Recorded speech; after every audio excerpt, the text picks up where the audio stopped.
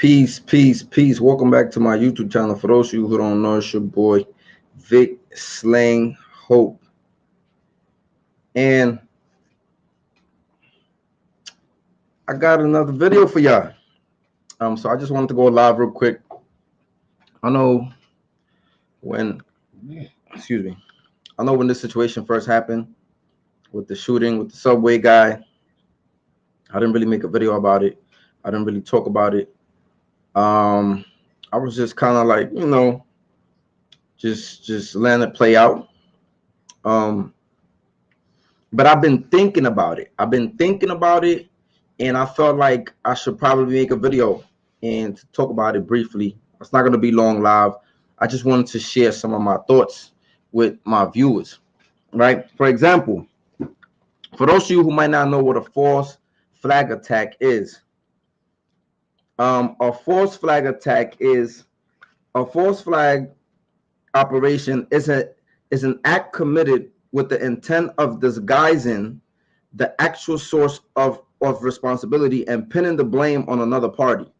The term false flag originated in the 16th century, a purely figurative expression to mean a deliberate misrepresentation of someone's affiliation of motives.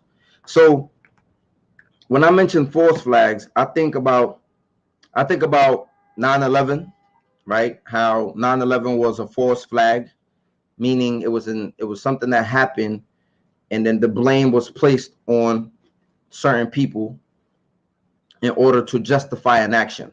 So I think about 9/11. I also be thinking about a lot of other situations that have happened. I think about, every once in a while in New York City, they have like some type of terrorist thing going on. They'll have some type of bombing. They'll have some type of situation that goes on that usually allows them to react and respond in a certain way. So when I looked at the situation, I'm thinking, we live in New York City. New York City is one of the places with the most mental health issues, right? So I get that. I get if it was a case of mental health, something going on in this guy's man and his mind, because he did say that mental health in New York City has failed him, right? So that could be something, right? It could be somebody that was a lunatic. So I looked at it like that, but I also look deeper, right? Because I don't really believe in the government. I never really trust the government. They always up to something. They always scheming, right? And they always planning and plotting and doing mischievous stuff. Make sure y'all like the video so it can circulate. So as I was thinking about this, right, I was thinking about one of the main things that the mayor had on his agenda when he first came into office. He kept talking about crime, right? He kept talking about gun crime, right? And then one of the main things that he was doing was the subway system. Like he kept talking about subway crime, which, if you ask me, I think crime is higher, way more outside of the subway than in the subway, if you ask me. But anyway, he kept talking about subway crime. Like this was his main thing, subway crime. He even went to the extent of kicking out the homeless people. He went to the extent to kicking out the homeless people of the train stations, right? Even removing benches in certain stations, right? So I'm thinking about it. Why he going so hard about the homeless in the train station, right? It's almost like to make it seem like the homeless are the ones committing the crimes in the train station. So anyway, I'm just thinking about the train station. And then all of a sudden, right, it's almost like that wasn't enough. It's almost like sometimes you need a big situation to happen in order to justify what you're about to do. So I think that's the whole part of a false flag attack, right? For example, I'll go back to 9/11. So y'all can understand me a little better. Allegedly, it was 19 hijackers, right?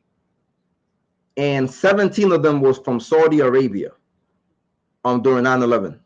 So if 17 hijackers were from Saudi Arabia, why did the United States Army not invade Saudi Arabia? Why did they invade Iraq and Afghanistan, right? It doesn't make sense. If the people came from Saudi Arabia, why are you going to Iraq? Afghanistan, yeah, we could probably justify it by saying, oh, they went, they was part of Al Qaeda in Afghanistan. But going to Iraq doesn't really make sense, right? So it's almost like you justify the invasion on Iraq. You use 9/11, and because it's a false flag attack, you set it up, and now you justify war on a different country. So I just want y'all to follow me.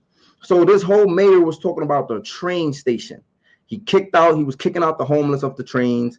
He removed the benches so people don't sleep in the stations or whatever. Yeah, mind you, this is not how you help homeless people, right? You need to create more shelters. You need to create more programs. This is kind of like the things that help people stay off the streets. I'm just sharing that with y'all. But anyway, back to the train station. So then out of nowhere, something happens. Something big like this happens in the train station, right? Where there's a dude, I don't know if he had grenades or he had C4, I don't know what he had. And he just, pull ups on the train station with smoke canisters, shooting everybody. And then I'm just watching this, right? I'm just watching this play out. And again, I feel like something big is going to come out of this. And again, that's just me trying to push back and share my thoughts with y'all, because I notice every time, like I said, every once in a while in New York City, there's always something that happens, right? There's always some type of terrorist attack. There's always some event that happens. It's always, oh, salute, bro. Have a good night. There's always some event that takes place before they push some big law or before they do certain things. Yeah, hit the like button. Word, definitely. So it's always something that takes place like this before they pass some crazy law that usually takes our rights. Let me give you an example.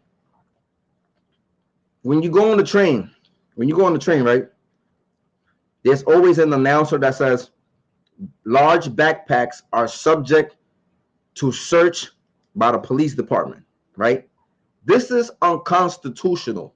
They can't just be randomly going through your backpack. That's against the law. It's against, you need probable cause. The same way you can't just be driving down the street and the police just pull you over for no reason and go in your trunk and search your car, right? Yet they do it, right? But the same way that they're breaking the law, and usually you can report them and you can sue or whatever, right? That's why a lot of cops, they be praying that they find something on you because they're breaking the law. So my point is this: the same way they're breaking the law when you're driving, and they do that, it's the same way that they're breaking the law when they say large backpacks are subject to random search by the police department. Now, how do they get to do that, right? Part of it is through fear.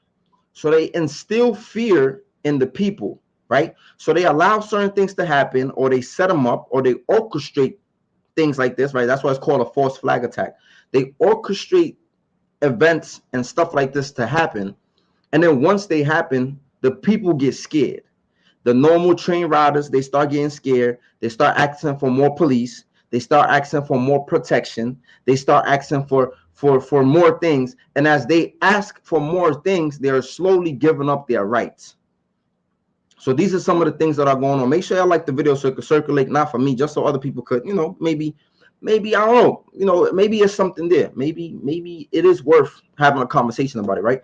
So the whole point is this: they do these things so that we get scared, so that we slowly give up our rights. That's why some people today, right, they might not have a problem with giving up their backpack for the police to search it, because they might be looking at it like, well, they're here to protect us. They're here just so we be safe. And I get it. Some people say, well, if I'm not doing nothing, what's wrong with giving them my backpack to search it? The point that I'm trying to say is they do these things so that we slowly give up our rights. This is like the whole part of the process. It's like, we so scared. It's even with the Rona, same thing, right? It's like they put all these videos out there. They push all this information. They push all this death and fear on the people. And then after that, once you fear, you're going to want to take the jab, right? You're going to want to do certain things. So a lot of people was okay with the mandates because they were scared. They already put enough fear in you.